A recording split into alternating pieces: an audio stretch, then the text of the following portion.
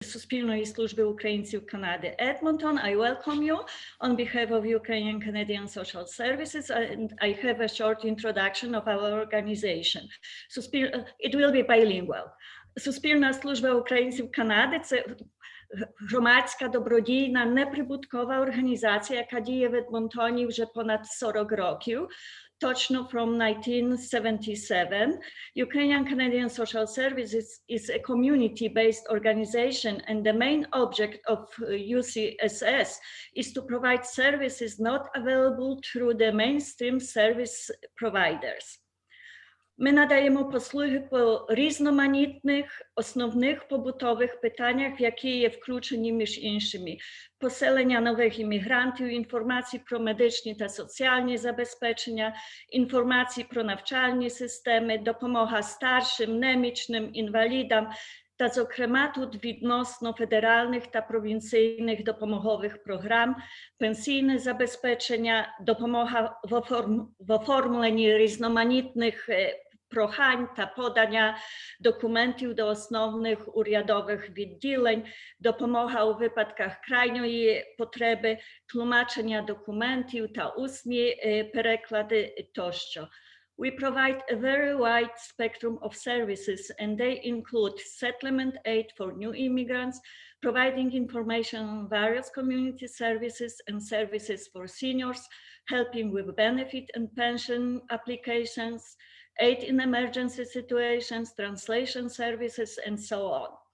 The services are available to all community members and have not been based on membership. All provided services are free of charge. Усі наші послуги надаються безкоштовно. І у звичайний час наше бюро, яке міститься при адресі 117-1797, our address is 117-1797 Street, і ми є відкриті з понеділка до п'ятниці з 9 до 4 пополудні.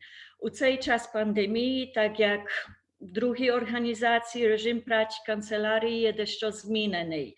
І більшість питань намагаємося полагоджувати по телефону або електронною поштою. Якщо виникає потреба відвідин нашого бюра, тоді можна це зробити, але за попереднім домовленням. У приміщеннях бюра відвідувачі, всі, які приходять, мусять дотримуватися усіх правил, які обов'язують громадян провінції Альберта під час пандемії. І так, якщо у вас є які-небудь питання, if you have any questions or you need any help, просимо, звертайтесь до нас по телефону або електронною поштою. Ми не завжди можемо відразу відповісти, будьте терпеливі, ми відповідаємо на всі дзвінки, на всю пошту. Ми радо поспілкуємося з вами та постараємось допомогти у рамках наших повноважень та можливостей. Дуже дякую. Це дуже гарна інформація. Багато розказати, але не багато часу, so I totally understand. So thank you for covering these topics. And I have something about COVID. We provide at this time, we provide financial help for those who have a hardship because of COVID. The board of directors established a community emergency relief fund in support of food and medical prescription needs. If you or somebody you know need any help, please contact us. Thank you. That's amazing. That's excellent. Thank you so much. What a great work that you guys are doing. I hope that it's useful for people that need it. And if you're looking how to get a hold of the Ukrainian Canadian Social Services, you can look them up on just search them Google, or you can also reach out to our office and we'll make sure to connect you. So thank you, Sasha. I will pass this on to you, and let's go through this presentation. Maybe just a few things. If people have questions, please, you can pop them into the Q&A box.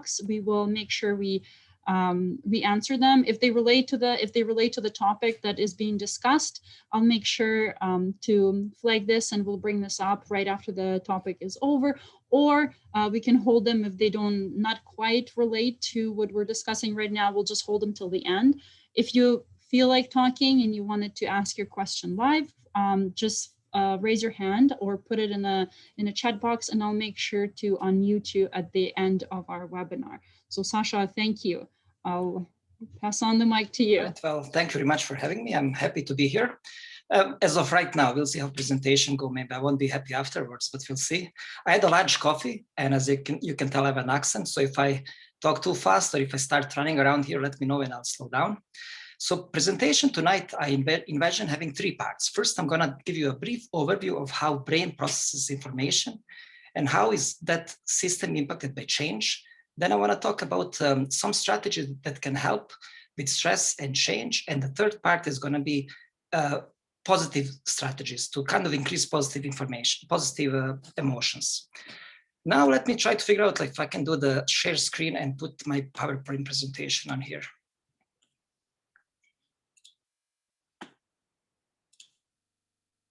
Okay, does this work? All right. So the first I'm gonna start with this part of the brain called thalamus. I know that it's Tuesday night and brain is not the most interesting topic, but I'm gonna keep this brief because I think it can help give us the overview. All of our information except smell comes through thalamus. So everything that we see, touch, everything that the hearing, taste, all goes through thalamus, even sensation of pain, temperature, and pressure. It's a busy center. There's about 10 million pieces of information coming through here at every second. Now, this information is then sent to prefrontal cortex, which is our thinking part. Every kind of complex cognitive behavior, like logic, reasoning, abstract thinking, creativity, even social relationships are processed there. This prefrontal cortex is not very well developed in children and adults. In youth, actually, it's developing until the age of 25. So often when kids are not able to pay attention or focus, or even like if they are not able to calm themselves, then that's not because they don't want to, but it's because they just can't sometimes. Of course, sometimes they just probably don't want to also, so I'm not gonna include that. So anyway, so information comes to prefrontal cortex, and this area is also helps us deal with stress. So you can imagine if there's like all this information coming in, and usually in day-to-day living, it's fine because it's quite predictable. You wake up similar times, you drive similar way to work. Now, in times like COVID and stress, when there's so much new information, this brain can really, the prefrontal cortex can really get like overwhelmed and doesn't know what to do with all that information. And then we have this part, which is tricky part, called amygdala. That's a natural alarm response.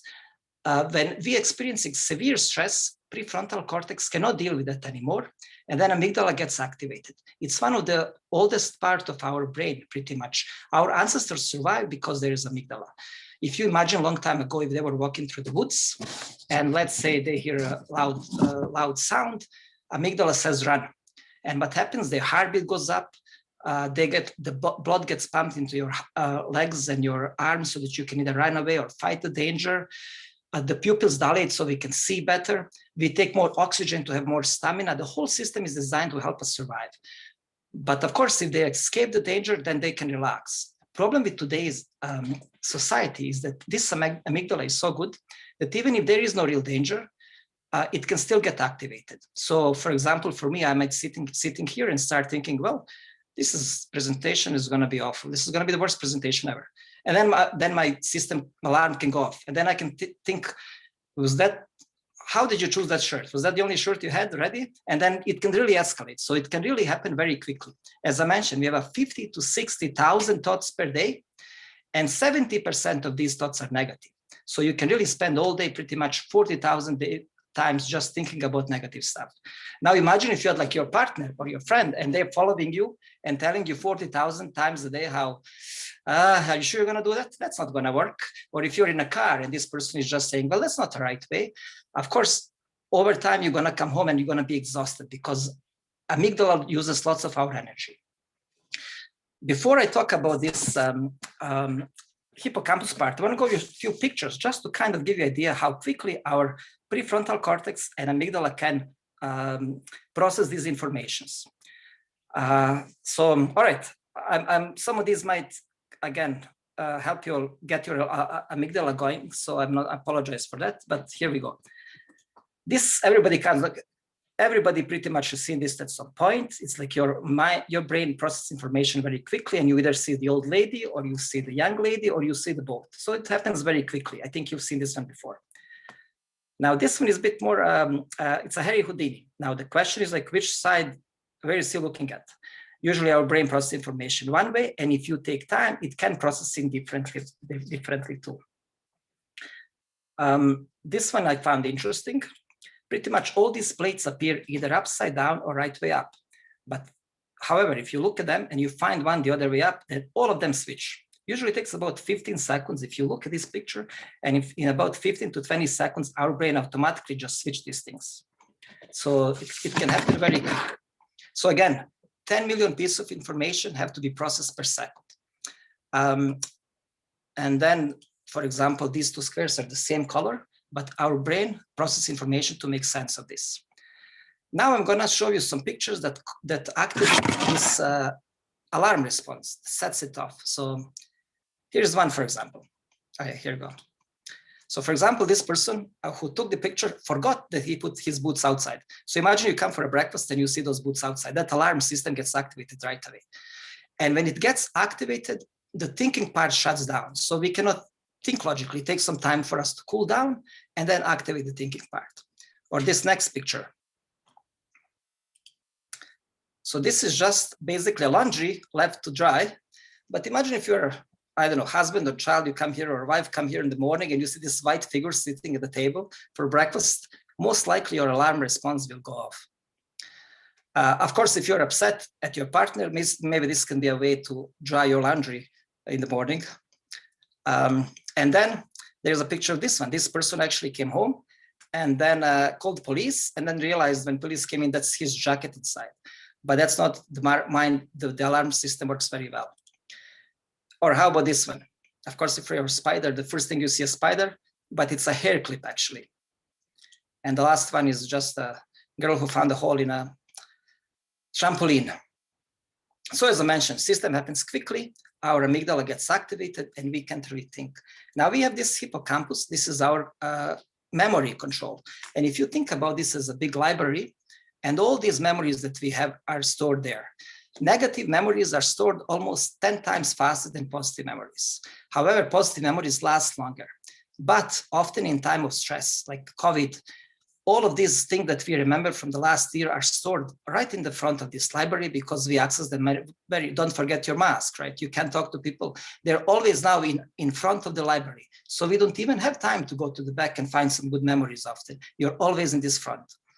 So in the next part, I'm gonna show you some strategies that will help you. First of all, it's gonna help us open up this channel. So when our higher cortex, when our thinking part is closed, it's gonna help us open this up. And then I'm gonna show you some strategies that increase pleasant emotions and keep this channel open. Maybe at this point, I should ask if there's any questions. Don't see any questions at the moment, but we can give it a second. All right. All right, so I'll just. That's so interesting. Yeah. How much of good memories and the bad memories that, good and bad emotions we retain. Yeah. And also like another thing I forgot to mention that I found interesting is like, if you think about this librarian, they like basically take the book, they tag it, and they put it in a rightful place. Problem is like when you have trauma or when you have lots of these changes and coping, librarians are very confused. So they don't store these memories where they should be stored. So that's why very often you can just have a sound or smell or something, and these traumatic memories come right away because they're not properly stored. And they feel like things are happening right now for you. So I'm gonna talk about some strategies now to help you reduce this stress and anxiety. Many of these are called grounding strategies. And I do have a handout. If anybody needs them, they can contact me or contact UCC, and we can send this handout. Idea here is like these are very quick strategies that are gonna help you ground yourself in a present. They will not change your life, most likely, but at least gonna give you a chance so that you can start thinking more logically. These are, you can focus on your mind on mentally, or we can do physical, or we can soothe by talking to ourselves. So these are a list of few that I found interesting. These things also you can actually practice with your kids as well. So simple one is like just, again, waking up this frontal cortex, playing a categories game with yourself. You can ask yourself like, okay, what are all the movies that start with A? Or you can ask your kid like, give me all the cities that start with B. And when they start doing that, your frontal cortex will kick in. Taking 10 slow deep breaths, everybody knows that. I'm not gonna go over that much. However, when you are in high state of anxiety, it's always good to breathe in shorter and breathe out longer, because that restores the balance. So often it's good 5 seconds into your nose, 7 seconds out through your mouth. That can like give the balance between oxygen and carbon dioxide. Describe your favorite activity in great detail. So basically there's something that you enjoy cooking, or you're playing guitar, or you want to take a penalty kick. You really go step by step and you remember every single detail. Remembering the words to your favorite song, that works too. Peeling an orange or a lemon, noticing the smell, taking a bite, focus on taste. Lemon and any kind of bitter stuff works. So you can bite into lemon, or if you don't have a lemon, you can just put some salt in your tongue. That can also kind of just ground you very quickly. For others, if you're walking around, or if you're, let's say for kids who are in class and anxious in class, they can put a small pebble in their shoe or a marble, not enough to hurt them, but just enough to actually step on it a little bit, so it brings you to the present. As I mentioned before, without alarm system, it's designed for us to run away from the danger. Now, if you can, of course, go for a walk or jump or run, that will help. Probably not in weather like today, but usually it should work. Spraying yourself with favorite perfume might also work. 5, 4, 3, 2, 1, I found really works well with kids. And whole idea is pretty much just basic, asking them, what are 5 things you can see? Asking them to touch 4 things, hear 3 things, maybe they can close eyes and focus on everything they can hear, smell 2 things, and taste 1 thing. Some people really, what works for them is placing a loose rubber band around the wrist and just snapping it a little bit just when you're in that high state of anxiety. Using stop technique sounds, it's as simple as it sounds. You pretty much just tell yourself stop. If you are alone in a car, yes, say it out loud. If there's somebody else, maybe tell them what you're doing so they don't look at you strange. And spelling your full name and the names of 3 other people backwards. Most of us are Ukrainians here, so I think like spelling our name backwards would take so much of this cognitive energy. So I don't think I can even do it, so I'm not going to bother. Another strategy, it's one of my favorite and works very quickly. This idea is like, if you remember swimming, I feel like it was years ago, and you go diving, our bodies are designed to help us dive underwater for a longer time. So what happens when we dive is that the heartbeat slows down and your blood kind of goes back to your head so that you can dive for longer. So of course, without diving, you can do this like, if let's say you have anxiety and you can just go to somewhere where there's a cold water, and you can just put some cold water in your face and hold your breath for about 15 seconds. It kind of activates this diving response. If you don't have a cold, if you're somewhere in a restaurant or somewhere like, you can just take a glass of water with some ice. It's cold enough that you can hold it and hold your breath, and it will still work. Or if you can take an ice cube, it will still work. If you have like problems with your heart, don't maybe use this. Contact with your healthcare provider, because this does reduce your heartbeat very quickly. And the last strategy, I think, on this one is challenging negative thoughts, and that's very important. As I mentioned before, if I'm sitting here thinking, this is the worst, this is going to be the worst presentation ever, and then why did you choose this shirt, and look at your hair, my thoughts can really spiral out of control. And that happens often. So it's very good for us to schedule yourself a worry time. So you can do it 15 minutes a day or a half an hour a day, when you can sit down and you can write all these negative thoughts. You're going to notice a pattern, because they're going to be same and over again, most likely. And then you can use some of these questions with asking yourself, can you do something about this? If not, maybe I'm going to put this in a different pile and focus on things that I can do something about. You can ask yourself, what's the worst that could happen?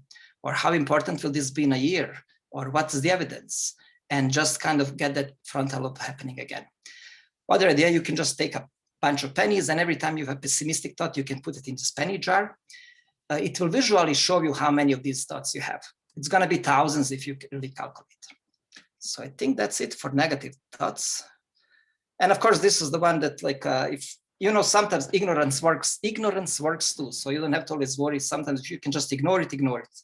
That will work too. All right, any questions at this point, I guess? The penny jar is an interesting concept. Where do you get pennies these days? I know that's gonna get another worry. Now you're gonna be worried.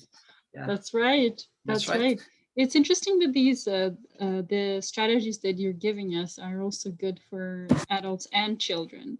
And I think for many of us who have kids and they go through their own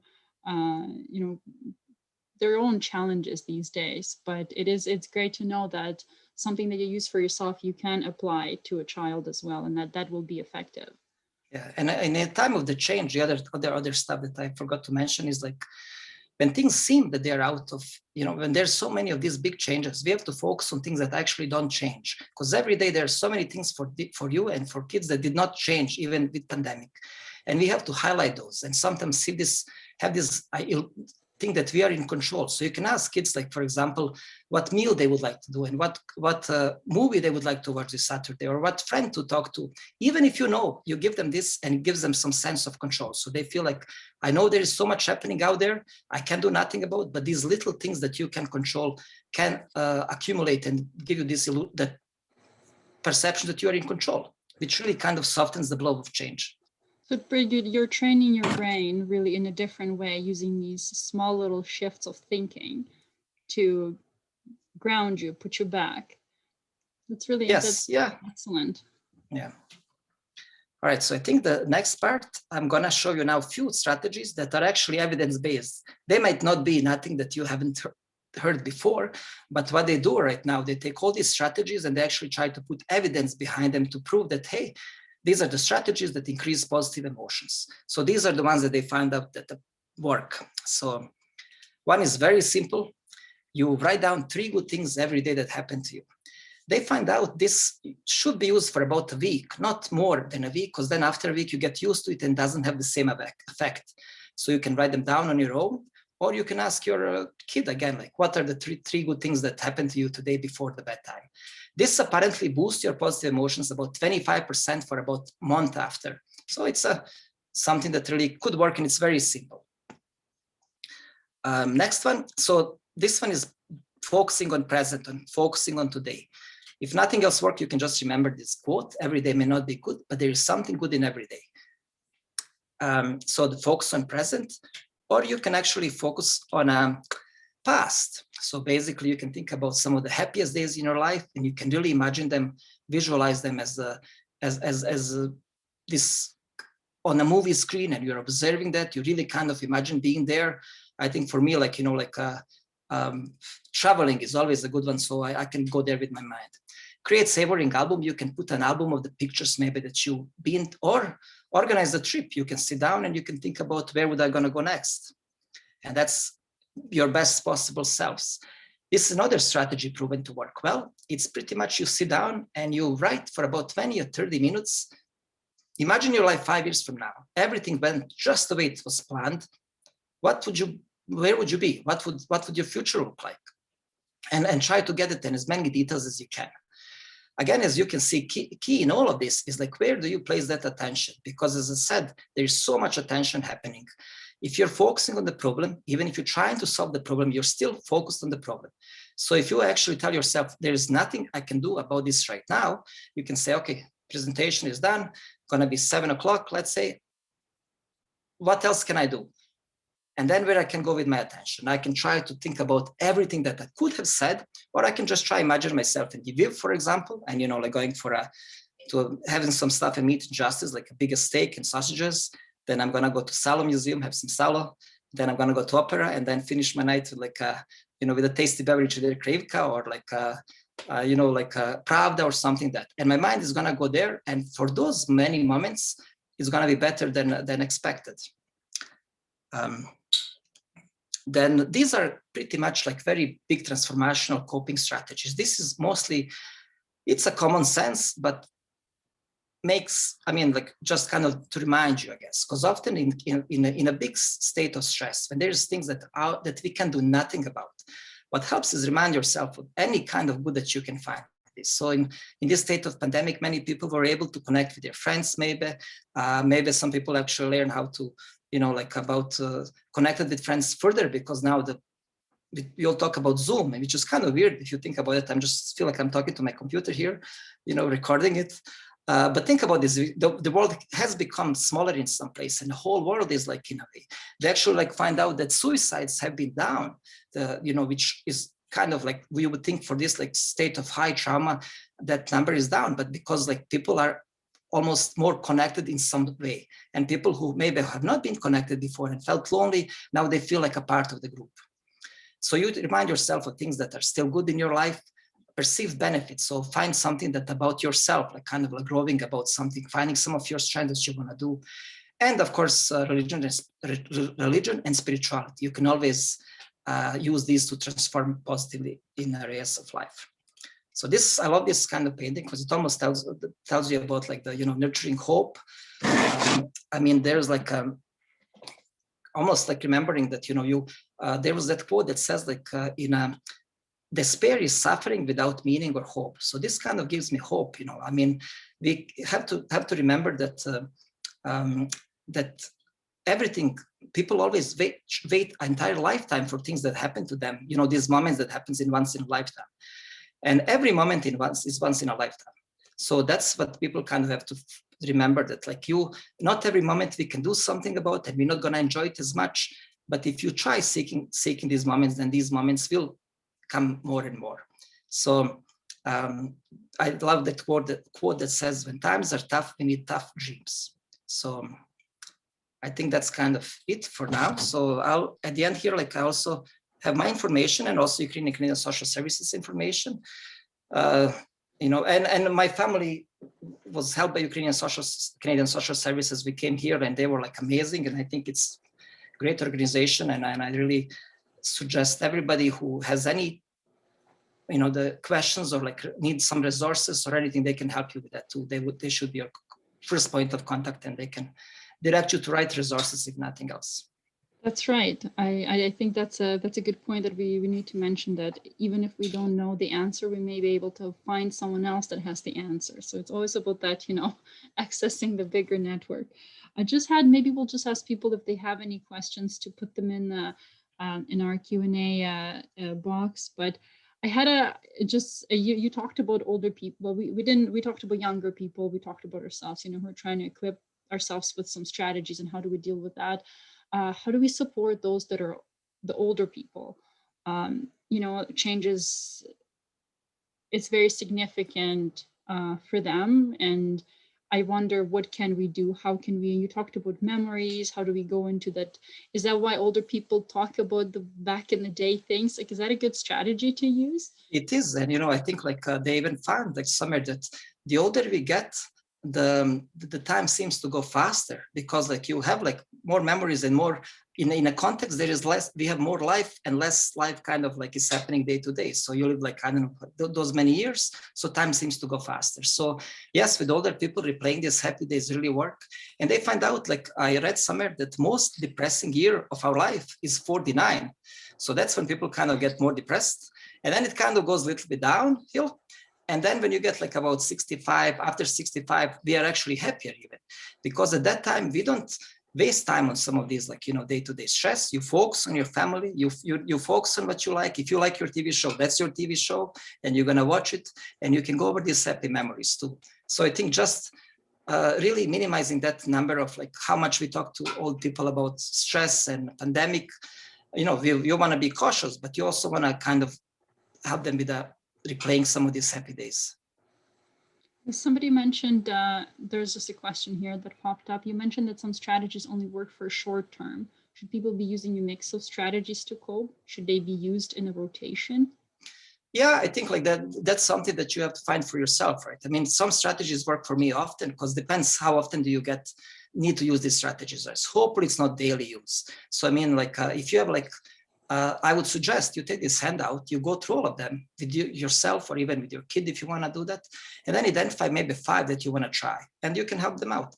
With kids, often kids get bored very easily. So sometimes what I would recommend is like cut out these strategies, put them in a jar, mix them up, So basically the idea there is they have to pick one, and whatever they pick, they might have to do. So sometimes it's just kind of making that in a game too that really works. And you talked a little bit about the connecting with, connecting to a bigger thing. You talked a little bit about Zoom and that. What are there things that we can do right now to feel like we're more connected to each other? We're part of the bigger thing, because that's something that a family can work on, or like a group of friends that really we haven't seen each other in, seems like a year. Yeah.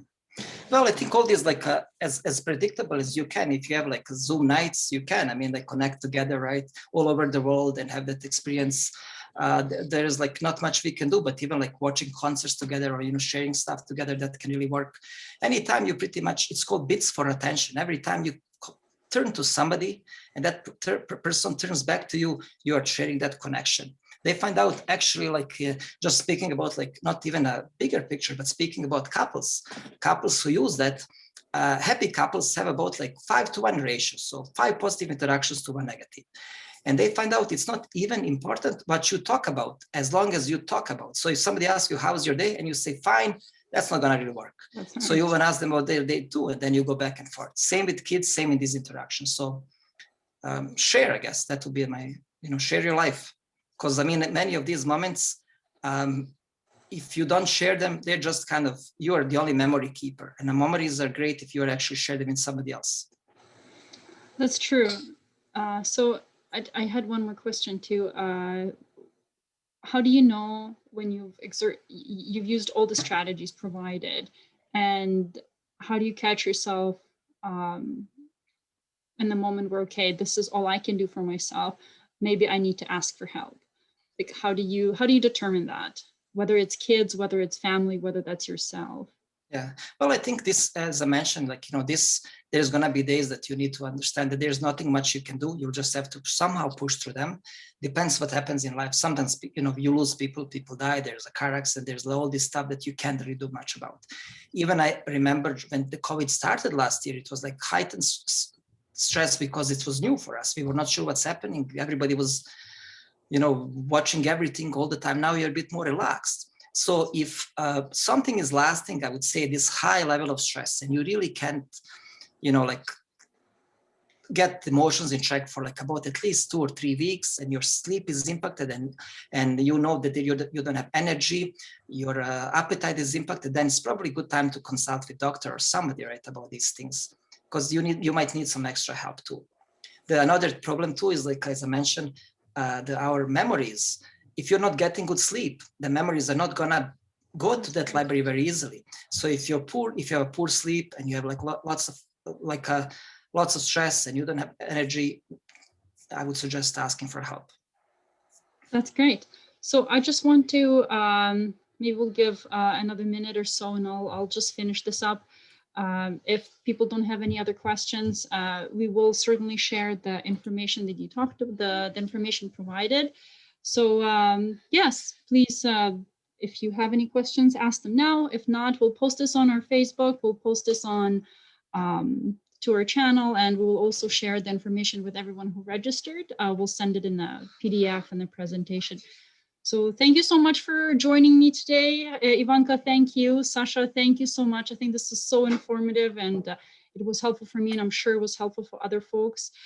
We have a few other webinars coming up. One of our resilient web series is how do we work on our listening skills, and how do we help others with that? So please make sure to attend that. Someone has a question. Does affecting your memories also affect how hard it is to remember things short term? During the pandemic, it's hard for me to remember everyday things. Sorry, it doesn't. Yeah, it does. I mean, of course, short term, I think the way that our memory works, you have to pay attention, and then it goes to the information, and then it gets moved to library. So often it takes time for memory to be stored in library. When it doesn't, what happens, it's like when there is lots of new information, that memory is not going to be able to kind of go back, right? So yes, I had a friend here visit me. He's trying to keep things calm and good, yeah. ordinary, but they're not ordinary. That's right. You never know what is Mama up to today. That's right. Even you can find extraordinary moments even in ordinary days, which appear ordinary. So that's kind of good. It's usually my the little one, the hand in the background. Hello. Yeah. So yes, thank you everyone. Thank you, Sasha. Again, excellent information. And please reach out to Suspina Služba if you have questions, or if you know of someone who needs some help. And I know that Sasha also supports the Suspina Služba. So if you need some help, please reach out. I think we need to take care of ourselves and work on that, taking care of ourselves first so we can take care of others as well. So yes, thank you. And I'll end it tonight. Have a good evening, everyone. I hope you get to enjoy the rest of this cold evening. I'd say go for a walk, but depending how you feel tonight. Have a Thank good you evening. also. Take care of Thank yourself. you. Yeah. Okay. Thank Good you. night, everyone. Good night.